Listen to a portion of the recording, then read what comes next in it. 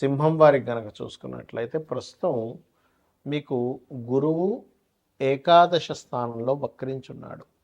ఏకాదశ స్థానంలో వక్రించి ఉన్నటువంటి గురువుకి ప్రత్యేకంగా మార్చి 11 నుంచి జూన్ 1 వరకు వక్రత్యాగం అయిపోయి ఏకాదశంలో ఉంటూ జూన్ 2 నుంచి 12వ స్థానంలోకి వస్తున్నాడు.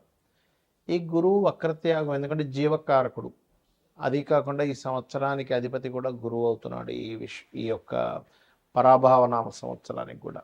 కాబట్టి ఇది ఇచ్చే ఫలితాలు ఏమిటి, ఎటువంటి విషయాల పట్ల మీరు జాగ్రత్త పడాలి అనేటువంటి అంశాలు చెప్తుంది నేనైనప్పటికీ చెప్పిస్తుంది సాక్షాత్ లలిత అమ్మవారిగా భావిస్తూ, ఇక్కడ ఎప్పుడైతే ఈ గురువు వక్రత్యాగం అవుతుందో మీకు ఆలయాల్లో దగ్గరలో ఉండే ఆలయాల్లో కొన్ని ఈవెంట్స్ జరుగుతూ ఉంటాయి.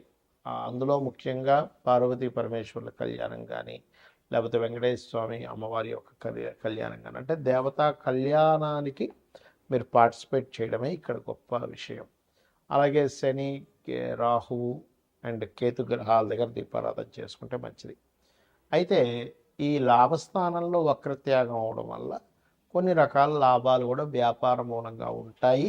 ఎట్ ఏ సేమ్ టైం ఆ లాభాల యొక్క ఎక్స్పెక్టేషన్స్ ఫుల్ఫిల్ అవ్వాలనే దాంట్లో కొంత మీకు స్ట్రెస్ కూడా పెరుగుతూ ఉంటుంది, గుర్తుపెట్టుకోండి. అలాగే ఈ 12వ స్థానంలో ఎప్పుడైతే మీకు 12వ స్థానంలోకి గురువు వస్తున్నాడో ఇక్కడ కొంచెం ఖర్చులు, ఇన్వెస్ట్మెంట్, విదేశాలకు వెళ్ళడానికి ఛాన్సెస్ రావడము, ఇతర ప్రదేశాలకు వెళ్ళడానికి కూడా ఛాన్సెస్ రావడం కూడా ఇస్తాడు మీకు.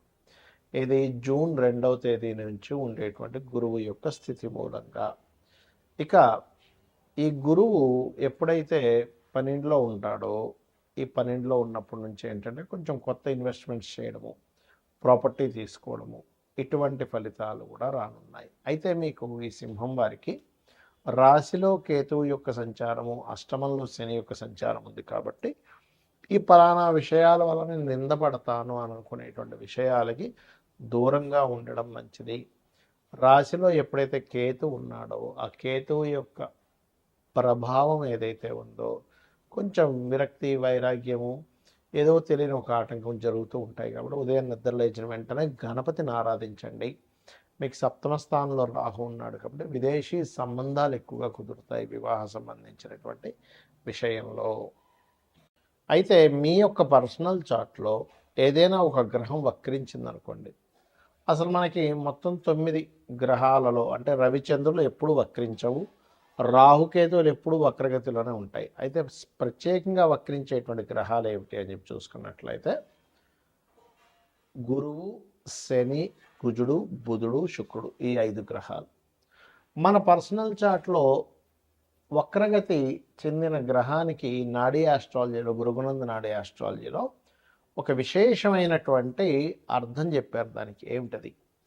గురువు వక్రించాడు ఉదాహరణకి అంటే జీవుడు తను ఉన్న ప్రదేశం నుంచి మారుతాడు ఒకటి. రెండవది, తను ఏ రాశిలో ఉండి వక్రించి ఏ రాశి వైపు వెళ్తున్నాడో దాన్ని బట్టి కూడా రిజల్ట్ ఉంటుంది. ఏ గ్రహాన్ని వదిలిపెట్టి ఇంకే గ్రహంలోకి వెళ్తున్నాడు అనే దాన్ని బట్టి కూడా రిజల్ట్ ఉంటుంది. అక్కడ ఒక శుభగ్రహం ఉండి వదిలిపెట్టి పాపగ్రహం వైపు వెళ్తే ఇతను ఉన్న ప్రదేశం మారడం వల్ల, లేకపోతే కొన్ని వదిలేయడం వల్ల చాలా ఇబ్బంది పడతాడని అర్థం. అలా కాకుండా అంటే ఎలా అంటే ఇప్పుడు చూడ మనకి మంచి మనుషులను వదిలేసి అనవసరమైన దీంట్లోకి వెళ్తున్నాము అని చెప్పొచ్చు. ఏది శుభగ్రహంతో ఉన్నటువంటి గురువు వక్రించి పాపగ్రహం వైపు వెళ్తాయి. అలా కాకుండా పాపగ్రహంతో ఉన్నటువంటిది వదిలేసి శుభగ్రహం వైపు వెళ్తున్నాడు అనుకోండి, మీ లైఫ్లో ఖచ్చితంగా కొన్ని ఇబ్బందులు ఏవైతున్నాయో పోయి మళ్ళీ మంచి టైం వస్తుందని కూడా చెప్పొచ్చు. అయితే జూపిటర్ వక్రగతి అనేటువంటి పాస్ట్ లైఫ్ అని చెప్తుంది. ఏ గ్రహమైన వక్రగతి అంటే పూర్వజన్మల్లో కొన్ని దేవతా సంబంధించినటువంటివి, గురు సంబంధించినటువంటిది, అదేవిధంగా స్పిరిచువల్ రిలేటెడ్ సంబంధించినవి, గురువు సేవ సంబంధించినవి కొన్ని మీరు పెండింగ్లో ఉన్నారు, అవి మీరు తీర్చుకోవడానికి ఈ జన్మ ఎత్తారు అనేటువంటిది మీరు అర్థం చేసుకోవాలి. ఇక అంటే ఎవరికైనా గైడింగ్ చేయడం అనుకోండి, టీచింగ్ చేయడం అనుకోండి, ఇవన్నీ కూడా అనుకోండి. ఇక రెండవది, శని గనక వక్రించాడు. ఇక్కడ కూడా మీరు శని అంటే కర్మకారకుడు, ఉద్యోగానికి కారకుడు కాబట్టి ఈ ఉద్యోగానికి కారకుడైన శని మీ జన్మజాతకంలో ఏ రాశిలో ఉన్నాడు?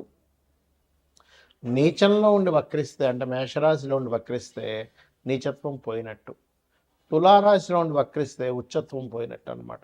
కాబట్టి ఉచ్చ నీచ స్థానాల్లో ఉండేటువంటి గ్రహాలు వక్రించినప్పుడు అది రివర్స్ ఫలితాలు ఇస్తాయి. అలాగే మిగతా రాశుల్లో ఏ రాశిలో ఉండి వక్రించాడు, ఆ యొక్క తత్వాన్ని వదిలిపెట్టి పక్క తత్వాన్ని ఇది తీసుకోబోతుంది అనేటువంటిది మీరు అర్థం చేసుకోగలగాలి. అలాగే ఇక్కడ ఏంటంటే ఎప్పుడైనా శని భగవానుడు వక్రించాడు అంటే పూర్వజన్మల్లో మనము చేయవలసినంత జాబ్ అనుకోండి, మనం ఎక్కడో మనకు ఒక జాబ్ ఇస్తే ఆ జాబ్ని సరిగా చేయకపోవడం వల్ల మన కర్మలు కొన్నిటిని వదిలేసాము, పూర్తి చేయలేదు. ఆ కర్మలు కంప్లీట్ చేయడానికి ఈ జన్మలో పుట్టాము. అందుకే ఎవరైనా శని వక్రించినప్పుడు అది ముఖ్యంగా డియోల్ సైన్ వెళ్ళినప్పుడు డియోల్ కారకుడితో కనెక్ట్ అవుతున్నప్పుడు రెండు జాబులు చేస్తారు. అది. ఇక మరొక విషయం ఏంటంటే ఇక్కడ ఉన్న ప్రదేశం నుంచి ఇతర ప్రదేశాలకు వెళ్తే వీళ్ళ యొక్క కెరీర్ బాగుంటుంది అనేటువంటి సంకేతం మీ జన్మజాతకంలో కనుక శని వక్రించాడంటే. ఇక కుజుడు వక్రించాడు, అది ఉండే కండిషన్ బట్టి, అంటే ఇప్పుడు కుజుడు కనుక వక్రించి మంచి స్థానం వైపు వెళ్తూ ఉంటే భూముల వల్ల కలిసి రావడము, కుజుడు కనుక వక్రించి ఏ కేతు గ్రహంతో లేకపోతే కొన్ని పాపగ్రహాలతో కలిస్తే భూముల వల్ల ఇబ్బంది రావడము, అదేవిధంగా అన్నదమ్ముల వల్ల ఇబ్బంది రావడము, మనిషి యొక్క మనకి వెన్నుముక్క అంటారు, వెన్నుముక్కకి సంబంధించిన బ్లడ్ సంబంధించిన జీవిత భాగస్వామిలో ముఖ్యంగా స్త్రీలకి భర్త సంబంధించినటువంటి విషయాల్లో ఉంటూ ఉంటుంది. అదేవిధంగా మరొక విషయం ఏంటంటే పరాక్రమ కారకుడు కాబట్టి ఏ స్థానంలో ఉండి వక్రించాడని చూడాలి. 4లో ఉండి వక్రిస్తే 3లోకి వస్తున్నాడు కాబట్టి పరాక్రమం ఉంటుంది. అంటే ఇక్కడ ఏంటంటే అది ఎన్ని డిగ్రీల్లో ఉండి వక్రించింది, ఏ నక్షత్రంలో ఉండి వక్రించింది, ఏ రాశిలో ఉంది వక్రించింది, వక్రించిన తర్వాత ఏ గ్రహాలన్నది కనెక్ట్ అవుతుంది అనేది ముఖ్యంగా చూడాలి వక్రించిన గ్రహం మూలంగా. అలాగే బుధుడు శుక్రుడు. బుధుడు వక్రించాలంటే దాని అర్థం ఏమిటంటే నాలెడ్జ్ షేర్ చేయడానికి పుట్టావు నీవు ఎంత నాలెడ్జ్ని షేర్ చేస్తూ ఉంటే లైఫ్లో అంత ఎదుగుతూ ఉంటావని దీని యొక్క అర్థం. అదేవిధంగా పూర్వజన్మల్లో కొన్ని రిలేషన్స్ పోగొట్టుకొని మరలా ఆ రిలేషన్స్ కనెక్టివిటీ కోసం ఈ జన్మ ఎత్తడం జరుగుతుంది. బికాజ్ ఆఫ్ బుధుడు ఇస్ రిలేషన్స్ కారకుడు, ఇది ప్రధానంగా గుర్తుపెట్టుకోవాలి. ఇక శుక్రగ్రహం ఎప్పుడైనా సరే గుర్తుపెట్టుకోండి, శుక్రుడు భార్యాకారకుడు, ధనకారకుడు. కాబట్టి ధనము ఉన్న ప్రదేశం నుంచి ఇతర ప్రదేశాలకు వెళ్ళడం వల్ల వస్తుందని చెప్పొచ్చు, లేదా ఇతర ప్రదేశాలకి వెళ్ళినప్పుడు కొంతమందికి ఇబ్బంది జరుగుతుంది. ఎప్పుడంటే పక్క రాశుల్లో కనుక అది వక్రించిన రాశి, అంటే ఉదాహరణకి మేషంలో వక్రించాడు, మీనంలోకి వెళ్తున్నాడు, ఉచ్చస్థానం వైపు వెళ్తున్నాడు. అలా కాకుండా మీనంలో ఉచ్చస్థానంలో వక్రించాడు, ఉచ్చస్థానం పోగొట్టుకుంటుంది. అదేవిధంగా ఏ రాశిలో అయినా శుక్రుడు వక్రించినప్పుడు ఆ వెనక రాశిలో ఉండే ప్లానెట్ ఏమిటి, ఆ వెనక రాశిలో ఉండే ప్లానెట్ యొక్క స్థితి ఎలా ఉంది కూడా చూసుకోవాలి. ఇక మీరు ఈ గ్రహాలు వక్రించినప్పుడు దానికి సంబంధించిన, అంటే కొంతమందికి స్త్రీలతో, ఇప్పుడు శుక్రుడు అనుకోండి, స్త్రీలకు చేయాల్సిన కొన్ని బ్యాలెన్స్ ఉండిపోయాయి, అంటే చెల్లి అనుకోండి, భార్య అనుకోండి. అదేవిధంగా అందుకే కొంతమంది సప్తమంలో కనుక ఏదైనా శుక్రుడు వక్రిస్తే జీవిత భాగస్వామి దూరంగా వెళ్ళడం, జీవిత భాగస్వామితో ఏదో కారణం చేత దూరంగా ఉండడం కూడా జరుగుతుండదు లగ్న సప్తమాల్లో వక్రించినప్పుడు. ఇక ఇవన్నీ ఒక ఎత్తు అయితే, మీ పర్సనల్ చార్ట్లో మనం గోచార ఫలితాలు ఎలా అయితే చెప్పుకుంటున్నాం, పర్సనల్ చార్ట్లో ఉండేటువంటి లగ్నం నుంచి 12 భావాధిపతులు ఎలా ఉన్నాయో చూసుకోవాలి. అంతేగాని ఎల్నాటి శని వల్లే నాకు ఇబ్బంది వస్తుంది, కాల్సపు దోషం వల్ల ఇలా వస్తుంది అని అనుకోవడం కాదు. ఇవి చూసుకుంటూ మీకు సరే మీ జాతకం తెలియదు, రెగ్యులర్గా రోజు లలితా సహస్రనామాల యొక్క శ్రవణం కానీ పఠనం కానీ చేయండి, ఖచ్చితంగా మీకు బాగుంటుంది. శ్రీమాత్రే నమః.